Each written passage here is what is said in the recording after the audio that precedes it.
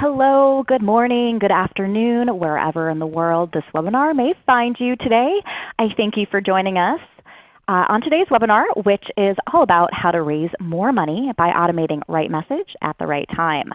I'm Nicole Jones, Director of Communications at TechSoup, and I'll be your host today.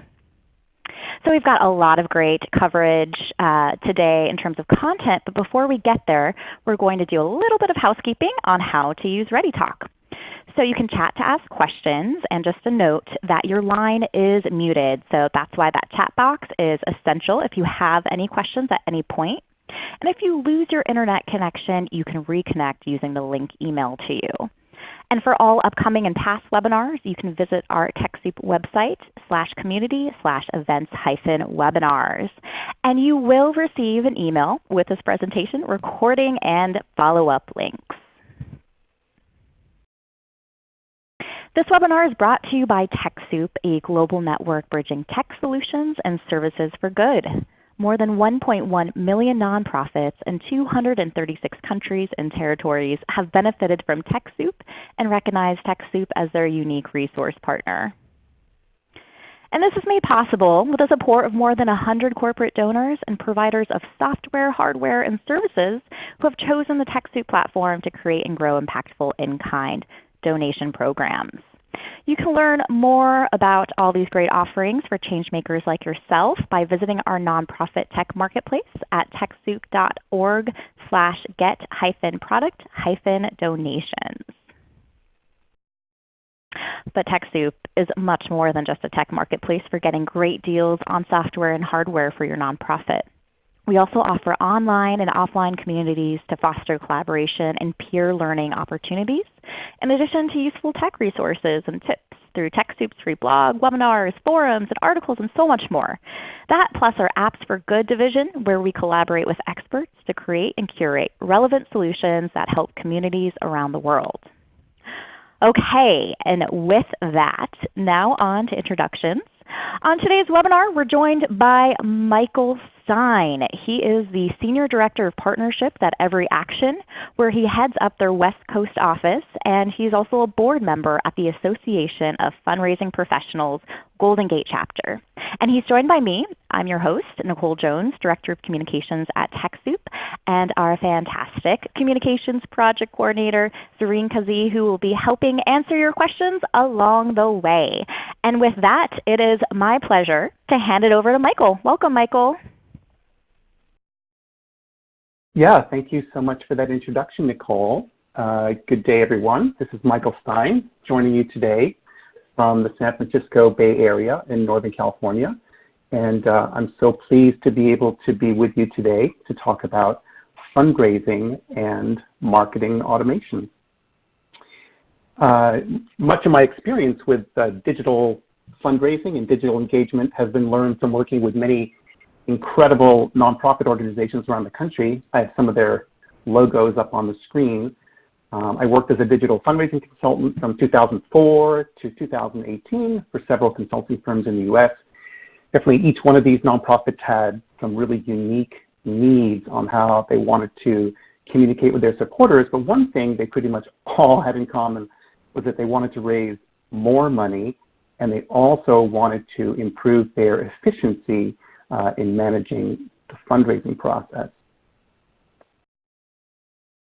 And our webinar today is going to focus on basically those two key themes. So automation is an extremely valuable opportunity for a nonprofit to cultivate its relationship with its fans, with its subscribers, with its volunteers and donors. Basically what automation messaging offers is what I'll call an always-on means of communication during the week, during the weekend, so not just when your office is open, but also when your donors are actually online. And more importantly, automation is designed to respond to your supporter interests and can actually be triggered by their behavior. We'll talk about all this with practical examples in our webinar today. So what outcomes are we seeking by using marketing automation techniques? Well, first, we're seeking more and better timed fundraising asks, which ideally results in more revenue. We're also seeking higher donor retention. And after all, you work hard to acquire your donors, so it's important to focus on retaining them as active donors. And finally, we're seeking more engaged supporters who are always excited to hear from you and open and read and click the content that's coming to them in your email. Development professionals like to talk about the ladder of engagement, kind of as if it's kind of a linear process, like a donor funnel. I found one, and it's on the graphic on the screen. So sort of prospective donors, start at the top, and then they make their first introductory gift, and then they continue to make repeat small gifts, and then they transition to become a mid-level donor and become more loyal. And finally, they end up kind of in the golden bucket at the bottom of this graphic as they make things like planned gifts or major gifts to your organization. But I think what we've learned from the real world of donors is that behavior is really not always like that. One of my colleagues likes to refer to the real world donor journey as a jungle gym of engagement, which I think is pretty hilarious. Because it's not really a ladder, right? It's also not always linear. I think in the real world, supporters and donors start and stop their giving and their engagements kind of at their own pace, at their own desire. And really one of the goals with marketing automation is to get fundraising asks in front of your supporters in kind of new and innovative ways that kind of meets more closely this jungle gym of engagement metaphor that I'm referring to here. So how does marketing automation work exactly? I want you to think about the three simple concepts. One, marketing automation is about delivering the right message to the right person at the right time. So that's the core of the concept. So first of all, the message that we're sending is an email series which you create and send. And over time, you can keep improving the email series with more engaging content. Number two, the right person is a donor or a prospective donor or a lapsed donor or a volunteer, and your automation tools can select these people from your donor database. And number three, the right time means that you're targeting these donors or prospective donors with automated messaging streams, based on the selection criteria that they're actually ready to hear from you at the right time. And email is basically the marketing automation tool which we'll discuss today. There are other marketing automation tools available out there. You're probably familiar with some of them. Telemarketing automation, which drives us a little bit crazy at times. And there's also mobile text messaging. But email is so far the best performing channel, and it's also the most predictive one for getting an engagement. So I definitely recommend its use, and we're going to spend our time talking about that today. Okay, so let's jump right in and talk about a basic type of automation, which is the email welcome series.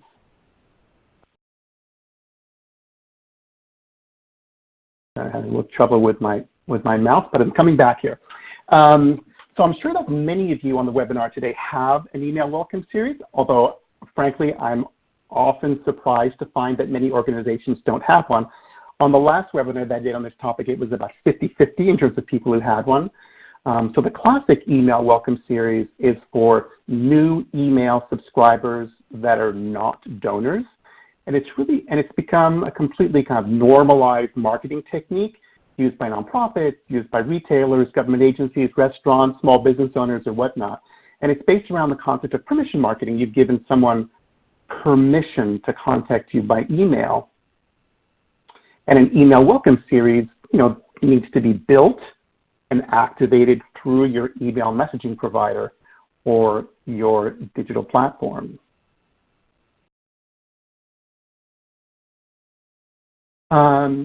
So with any email welcome series, you need to be mindful of how those email subscribers have joined your list. And one of the most common ways that people join your email list, maybe through email registration on your website, perhaps through a sign-up box on your Facebook page, or people signed up at an event that you organized, in the real world, or they signed a petition online, or perhaps you acquired names through a partnership or a paid acquisition service, like Care2, for example. Okay, let's look at an example of what an actual automated email welcome series for new email subscribers might look like. And I've got one up on the screen. This is a real-world example from an organization I've worked with. So the first message is a thank you, which is sent very quickly after a person has registered, instantly if possible. The second message is sent 1 day later, and it's a more comprehensive welcome email with more content, the one that says email to welcome to our digital community. The third message in the series is sent 2 or 3 days later and invites the new subscriber to attend an upcoming event and has links to an events calendar on the organization's website. The fourth message is sent, again, 2 or 3 days later and is an invitation to volunteer. And then the fifth and final message is a fundraising ask and is sent 2 days later. That's basically the whole automated message series. And in this real-world example, which is 5 email messages, it's basically spread out across eight days, although you can add a little bit of extra space. I've seen people shift those numbers around, and after the 8th day, basically the email address of the individual is basically added into the main email file. But I want to also mention 2 important facts. Fact 1, the organization makes sure that the email address of the person in this welcome series is not already in your file and is not already a donor. And then fact number 2, during that 8-day period of the welcome series, the individual will not receive any other regular email communications from the organization. So it really is literally a welcome series for a new subscriber, and so you don't want to clutter them with kind of regular organizational communications. So how many email messages should you include in an automated email welcome series? I mean, the last time I saw this data was from the 2016 M&R benchmark study. I'll mention it again at the end of our time today. The most popular number of messages appears to be around 3 messages in a welcome series. So in this study, 49% of organizations had 3 messages in their email welcome series, although you can see that 32% surveyed only had 1 message. Personally, I recommend more messages, which is why the example in the previous slide had 5. And it's really up to you and up to doing some testing, but I'm a big fan of the 5 number and have been pushing people over the years to use that number. Here's really the key issue with an automated email series. It does need to focus on fundraising and raising money. 89% of organizations surveyed in that survey I mentioned in the last slide included a fundraising ask when they did a longer email welcome series. So which is why, and I always encourage organizations to include a fundraising ask, which is why I like welcome series that are longer, 3, 4, or 5. Now, one thing to keep in mind is that on average, fewer than 5% of people make donations through an email welcome series. But the case that I'm making here is that it's super important to set that intention with new people on these email welcome series to make the case for giving so that new people understand that you're in need of their financial support, and also putting out there how the financial support is used. So it's just so important that they start to hear that kind of language from you right at the beginning of the relationship. Let's take a look at a couple of quick real-world examples. Here on the left, here's a message in a welcome series from No Kid Hungry, which focuses on child hunger in the US. It includes a video with celebrity Jeff Bridges. and it has this nice, clear list of projects that they're working on. Here in the middle is a message from the Golden Gate National Parks Conservancy in the San Francisco Bay Area, which includes a really nice sign up to volunteer button at the bottom, and also on the right, a message from Mercy for Animals, which invites you to become an investigator ally by making a donation. This example here is another one from corporate accountability, inviting you to take action to message your member of Congress, which is one of their most popular campaigns, which is taking action on the bottled water industry. It's a few years old, but they used to run this action all year round because they were basically always working on this issue. And I loved that they included this particular type of action in the Welcome series because it's really practical and hands-on, and they found that this was the thing that people clicked on the most, which I think is really critical. And then finally, here's some Welcome series examples with fundraising asks. On the left, this is No Kid Hungry Again. They have this really nice list of here's how your gift helps. In the middle, this is Semper Byron's Fund, which protects redwood tree and forests in California. Nice, short, and sweet. I love the call to action, give to the trees, rather than just donate now or give today. I love that framing there. And on the right, this is International Medical Corps with a monthly giving ask. And some organizations find that a monthly giving ask works better than asking for a one-time gift. So what are some of the considerations for measuring the impact of these kinds of automated email welcome series? And you should have access to various metrics to help you measure performance. So the open rate of each email message allows you to pay close attention. Just trying to think of my point here. So the open rate just helps you to understand which messages in the series are performing the best. Can you really keep people's attention span so that they'll keep opening your emails? The click-through rate for any emails lets you sort of figure out which action items are the most popular. And then, of course, the revenue from the emails that are asking for donation, lets you figure out which of these messages are performing the best. You can also measure performance based on the origin of the subscriber, assuming you've been tracking that information using a source code, which I highly recommend. In other words, which acquisition source yields the best performing subscribers? Is it the people who subscribe to your website, or maybe it's the folks who signed up at your events? And finally, you should also be tracking your unsubscribes so you can determine, if the Welcome series is turning people away, which is also a pretty important piece of the puzzle for you to understand. There's definitely, ideally those performance metrics will encourage you to try testing a couple different things. You could try arranging these email messages in a different order in the Welcome series. You could include different content in the series, such as including a survey, for example, which is a popular option. You could have different people sign the emails. And instead of asking for a one-time donation, you could ask people for a small monthly donation, which is definitely a very popular test and something for you to potentially test right there. And finally, I encourage you to think about the content of the Welcome series as a whole, so that the language connects with how well, with how you acquired your emails.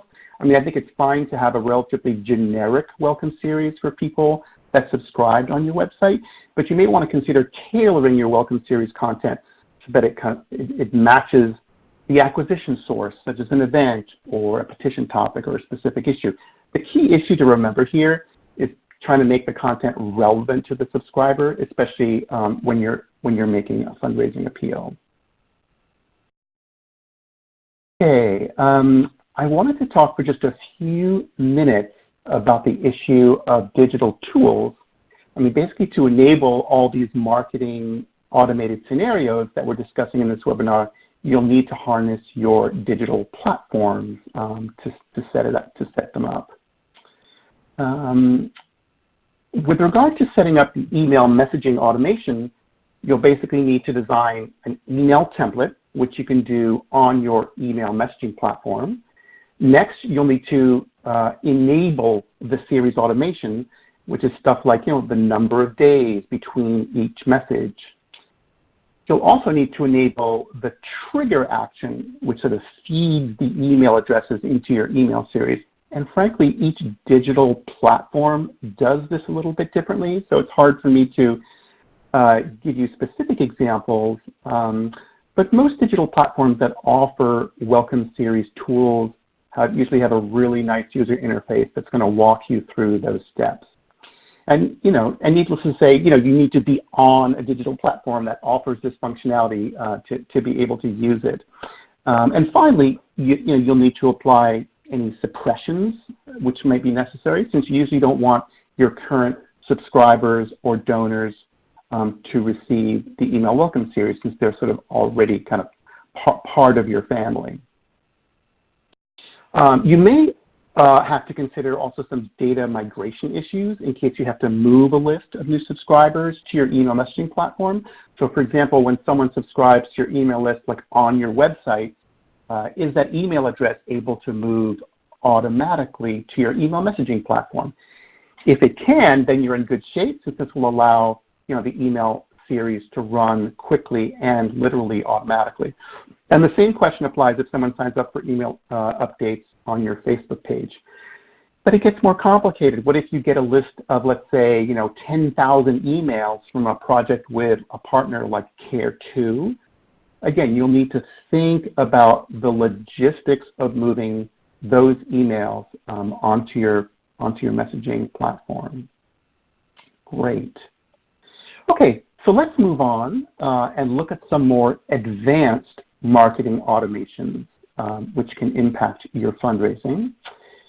And to do that, we're going to discuss automations which can impact how you target donors when you're dealing with things like gift renewals and upgrades, sustainer invites or monthly giving, lapsed donors, and also planned giving. Now, the strategy issues to consider with this more advanced donor targeting are, first of all, correctly selecting your audiences, and when we go through the examples, this will probably become a little bit clearer, but especially when you're dealing with your donors' giving history over the past few years. You're going to, number two, the timing considerations of when you want to launch an automated email series for these donor audiences, and then all of the different trigger events that start and stop the automation series. And there's also some donor platform issues here as well. I mean, the donor platform that you use to track your donor data and send email messages has a big impact on your success with these advanced automation scenarios. To select the right audiences, you need direct access to your donor data, including things like when they last made a donation, the size of their past gifts, and other trackable info, such as if they came to an event or volunteered for your organizations. And you may also need to apply suppressions when you're adding a donor to your automation series. For example, if someone in your automated email series decides to make a donation, you'll want to suppress them from receiving the rest of the automation series, which is really the key issue. And the trigger events are these means by which a person is basically added and removed from the automation series. Great, so why don't we take a look at this first advanced technique, and we're going to start talking about donor renewals and upgrades. So donor renewals are often the largest source of revenue for fundraising programs. I mean, these donors have already given before, maybe even more than once. So their responsiveness is usually pretty high. I mean, the strategy here is that the email automation series is asking the donor to make another gift, so you really want to consider the timing of that ask. And in many fundraising programs, you're asking a donor to renew their gift about once a year, especially if you have a traditional membership program. So the timing of when to add a donor to this automation series is probably like 11 months after their first gift. The second issue is how much is the gift ask? Is it the same amount as they gave last year, or are you asking for an increased gift amount? It's pretty common to ask for a larger gift, so you'll probably increase your fundraising ask by, I don't know, 20 or 25% is fairly common. And finally, are there any, just call them messaging considerations for that donor in terms of any special projects that they gave to?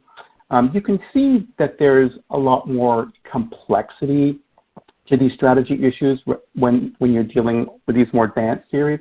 In other words, you really need to have access to this data in your donor management system so that you can correctly set up an automated email series with this information. Okay, let's take take a look at a real-world example of a donor renewal automated series. And here's one that I developed for a client. So email 1, starts out with, thank you for your gift last year. Please renew now. I mean, that's paraphrased. You'll phrase it a little bit more elegantly. Email number 2, don't wait, renew now. Email number 3, your membership is expiring. Email number 4, your membership has expired. Email number 5, don't leave us. Email number 6, urgent, last chance to renew. Email number 7, we want you back. So this automated email series was sent over a 7-week period, and each message basically at a 1-week interval. And in this example, I'm using the word membership, but that can be changed to a different phraseology or whatever you feel is more appropriate. I first thought that this email series was a little bit too long, but the organization that was using it was already doing a direct mail renewal series that included 5 mailings out to people, so I felt that 7 wasn't too bad. And in fact, if you are sending direct mail appeals for some of your renewals in addition to email appeals and some of these automated messaging, you should closely coordinate your timing and your messaging so that they're coordinated. Let me just a couple of quick examples. These 2 examples on the left are donor renewal examples from Consumer Reports. The messaging relating to renewing is actually framed here as get ratings. In other words, make a gift to Consumer Reports, renew with your gift, and you can get access to our product reviews, because that's essentially what they offer as part of their membership. In the middle example is after the membership has expired, so it's asking you to reactivate. And I love the fact that the language of both of these is not really framed around give money or support us, but really focused much more on the consumer and what they get out of being a member, which I think is a really great example for us to emulate when we're writing renewals for our supporters. The example on the right is from corporate accountability. I like this. I think this one is from back in 2017, but I really like the way it includes an image of the member card, which I think is also another really nice way to remind your supporters that, hey, you've been a card-carrying member, you've taken advantage of certain benefits for being a member, and sort of it provides a nice reminder. I think this can be really effective with arts organizations or music organizations, symphony, et cetera, where people are using their membership to get certain perks or certain rewards or certain activities. So I just love all these examples. I think they're really good for us to take a look at. So when you're doing a donor renewal campaign, you can also include an upgrade, right, to ask for more money. And there are numerous trackable donor actions, which can also be indicators that a donor's interest level has deepened and that they might be receptive to a higher gift ask. I mean, take a glance through this list. I'm not going to read through it, but consider how you could track any of this information and then use it when selecting your audience for an automated appeal. Great, and so things that you can test. So here are some considerations for testing and improving some of your performance with these automated series with donor renewals and upgrades. Basically, were any of those trackable donor actions? Were they a predictor of giving? You can always try testing different message signers that can sometimes have a pretty big impact on giving.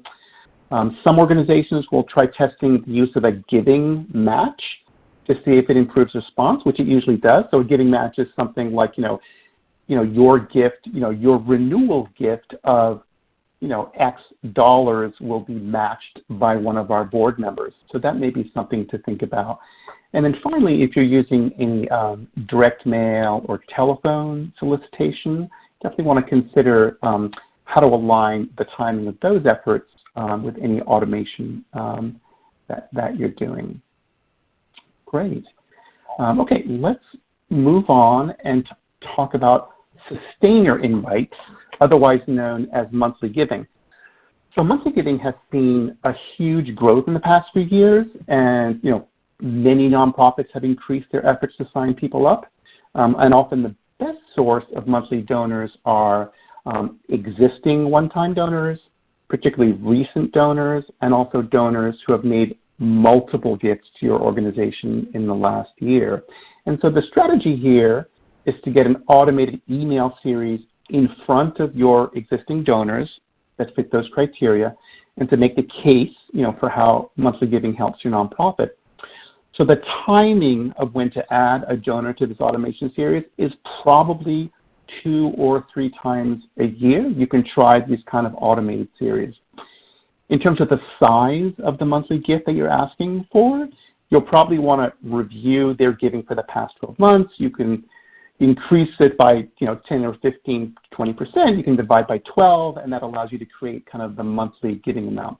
I mean, you can suggest their giving amount in the email. You can do that with conditional content, and also offer a range of monthly giving options on the donation page. I mean, once again, these are more advanced techniques, and you need to have access to the donor data in your donor management system so that you can correctly set up that automated email series and also offer some of that personalization, and also even include some of those options on the donation page with that information.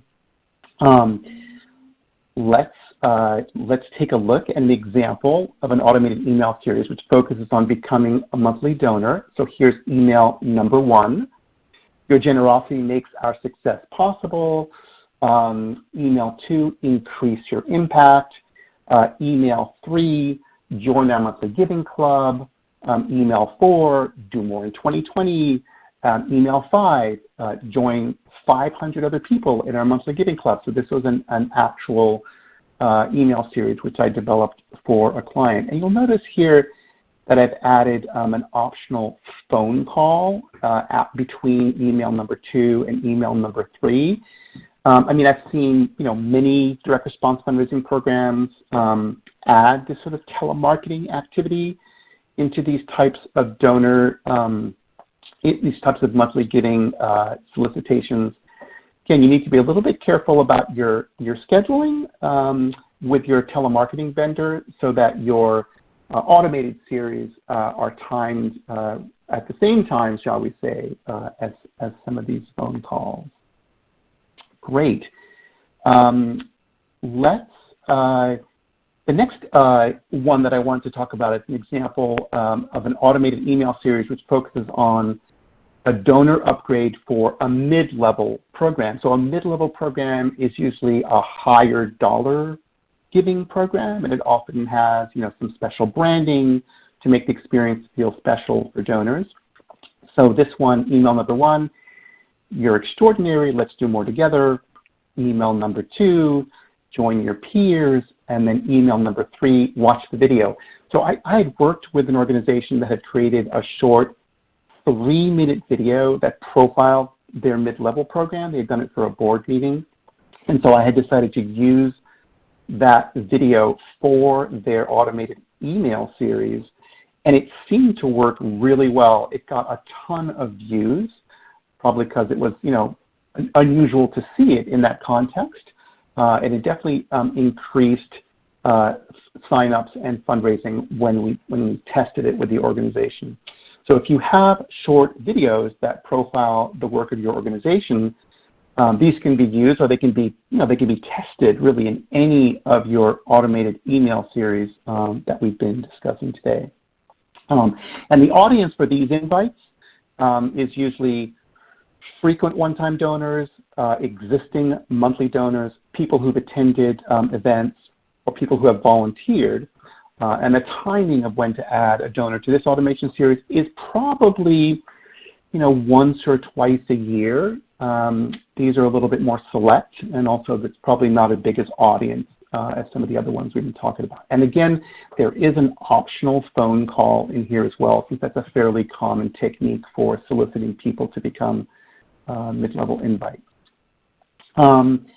The next one that I wanted to talk about was an automated email series which focuses on reactivating lapsed donors.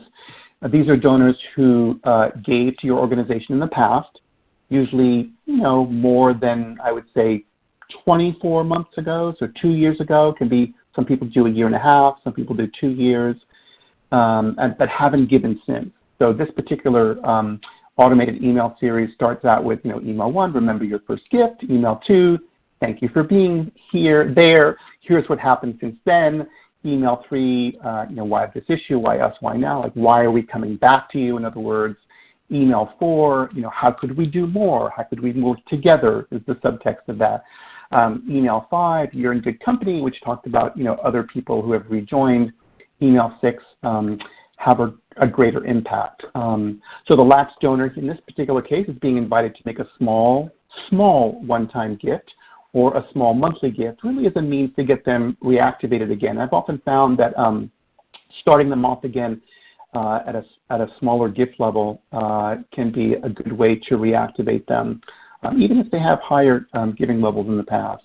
And the timing of when to add a lapsed donor to this sort of an automation series, probably twice a year, because you probably do have a fairly large file of lapsed donors, so it's worth going back to them.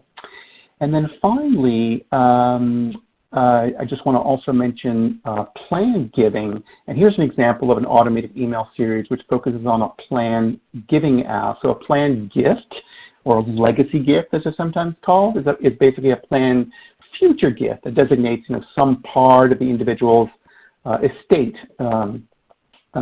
as a donation to a nonprofit. And people often set these up when they're near retirement age.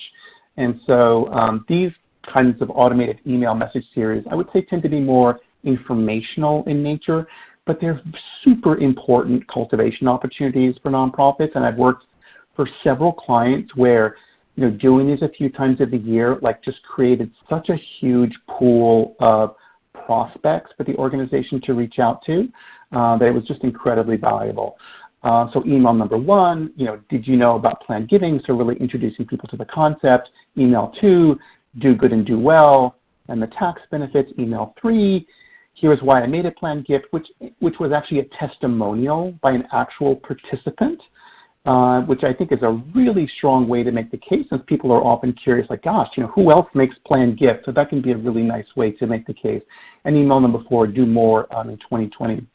So the audience for these are usually slightly higher donors or people in your mid-level donor program, and then also volunteers. Those are very common folks interested in that. And the timing of when to add a donor to this automation series, probably once a year. And really the action here that's accomplished by a person is usually to click on a link, which goes to a web page where they can see more information, and then they can also download a PDF so they can hold on to that information. Great. So anyway, hopefully I've given you some strategies and some food for thought, which you can use at your organization to create and run these automated strategies. I'm sure you'll get more creative than I have over the years. And before we move on to questions, I just wanted to throw out these 5 top tips to help you succeed.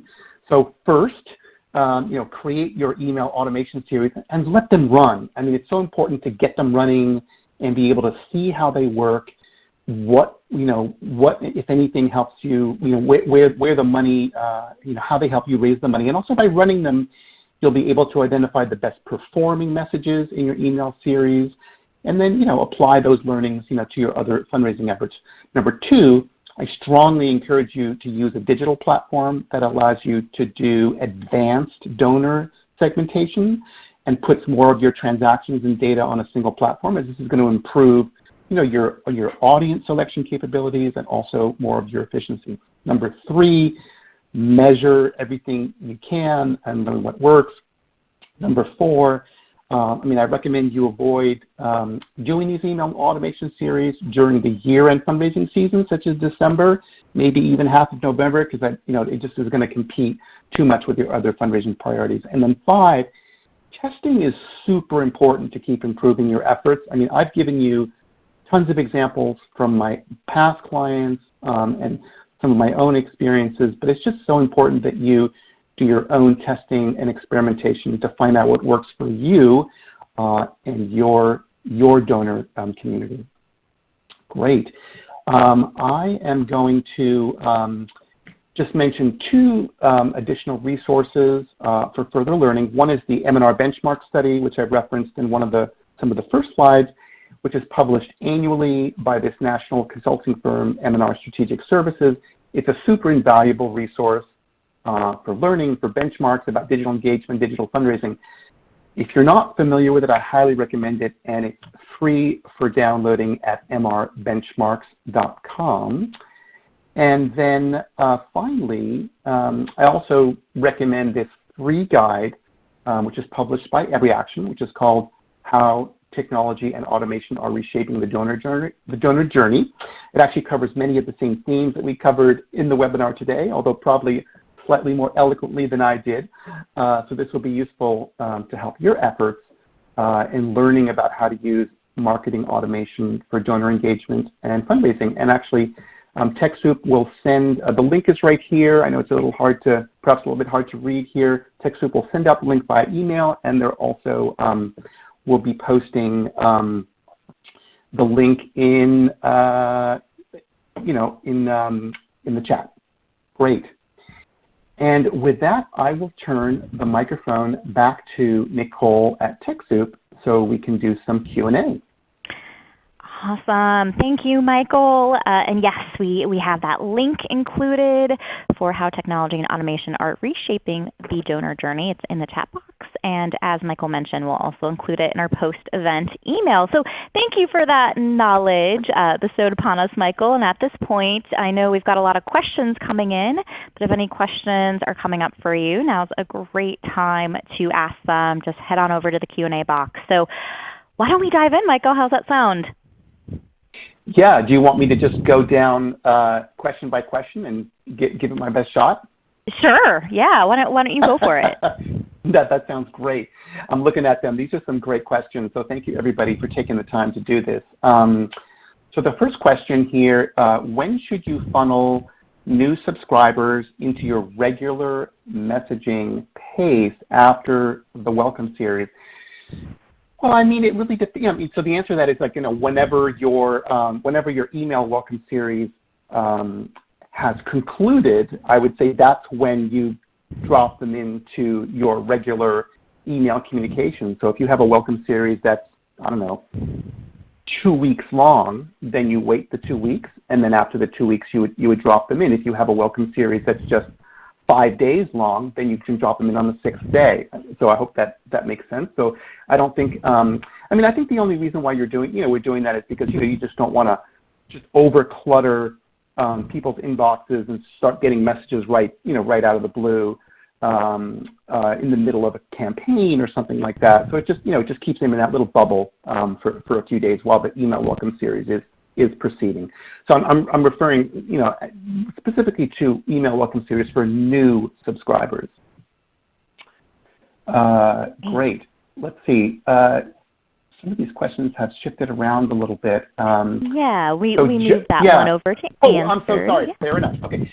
Joan has a super honest comment that she said she was unsubscribed if an organization hit me with 5 emails in 10 days. Very annoying. I completely respect that opinion, Joan, and I, in the particular case, I often say every organization should sort of test their, the pace at which they want to do that and sort of arrive at the right number for them. And so, testing, just really critical. But I respect your point, and I think, perhaps you or perhaps your organization might want to do a little bit fewer messages. You can also spread them out a lot more, which I think is your point here. People definitely spread out their automated messaging across a lot of time. I get a few of them from organizations that are literally like nurture campaigns that are sort of that are probably pacing over a couple of weeks. So it's not uncommon for people to spread out an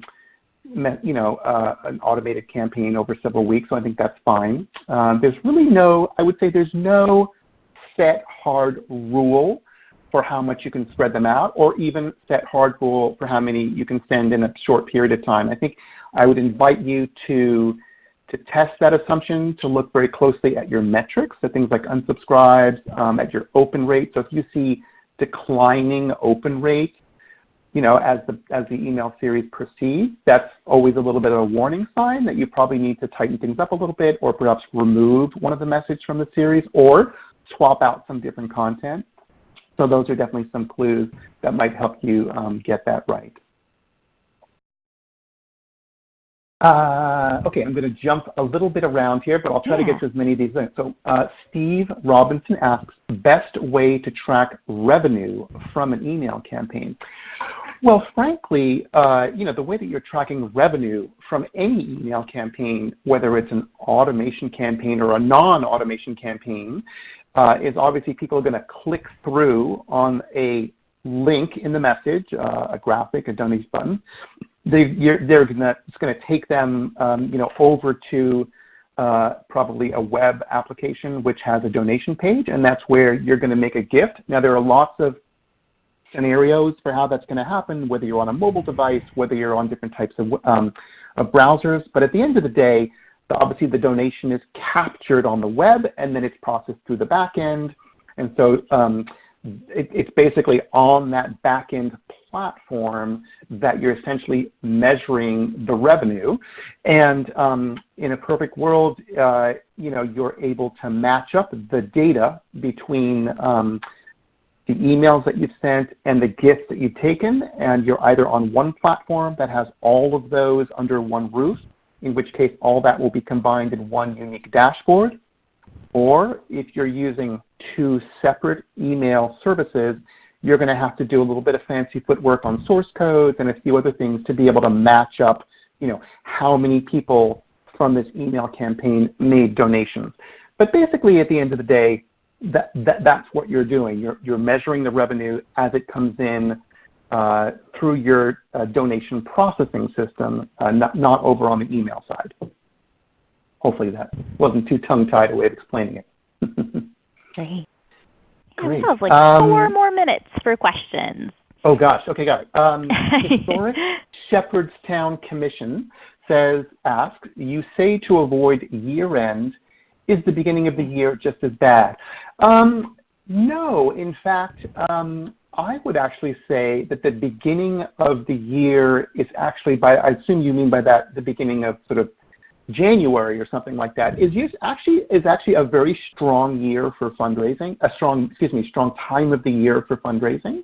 Partly because people that didn't give in December, oftentimes maybe a little bit more partial to giving in January. Also, January can be a strong time for signing people up for monthly giving.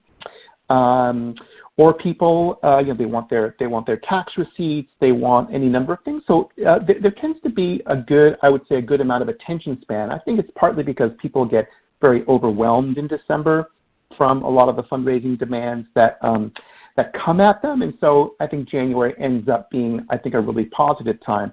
So I often have worked with organizations and be like, hey, let's not do too much in December. Let's focus just on fundraising and these things. But in January, let's line up a couple of other newer things, which can definitely include fundraising. So I find January often to be a really strong month for a lot of organizations when it comes to fundraising. And it's probably a great time to run a few of those automated campaigns, especially as you look at the behavior of people in December, lots of giving that may feed into some of these automated streams that may be starting to run in January. Great. And Michael, I see a couple questions here about different tools for automation, different platforms. Do you have recommendations, or just listing some of the ones that you're familiar with specifically for nonprofits?